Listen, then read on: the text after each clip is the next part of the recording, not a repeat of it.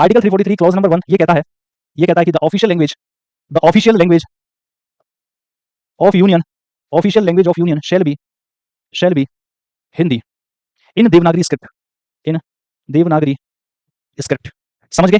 और इसको लागू किया गया था 1949 में। एक बात तो ये रखो, दूसरी चीज ये रखो, एक चीज और आई है, वो क्या है? वो ये है ऑफिशियल लैंग्वेज एक्ट आया था। क्या आया था? Official language act. ऐसे क्वेश्चंस में आप फंसते हो, आर्टिकल तो आप याद करके चले जाते हो, ऐसे क्वेश्चंस में फंसते हो आप। ऑफिशियल लैंग्वेज एक्ट 1963 याद आया कि नहीं आया? अब बताओ। ऑफिशियल लैंग्वेज एक्ट आया 1963 में, और इसने ये कहा टॉक्स अबाउट, लिख सकते हो टॉक्स अबाउट, किसके बारे में बात करता है ये? टॉक्स अबाउट कंटिन्यूएंस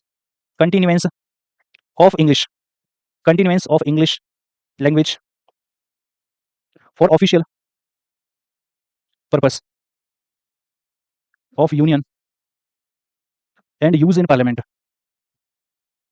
ये बात भी आपसे कभी-कभी पूछ लेता है, फिर आप कहते हो कि ये क्या हुआ? ये वाला समझ नहीं आया। 1955 की अगर हम बात करें, 1955 में क्या आया था, कोई बता सकता है? 1955 में नागरिकता अधिनियम, सिटीजनशिप एक्ट। भैया सबसे पहला वाला जो सिटीजनशिप एक्ट आया था, ये 1955 में ही तो आया था। सबसे पहला वाला सिटीजनशिप एक्ट 1955 में ही आया था।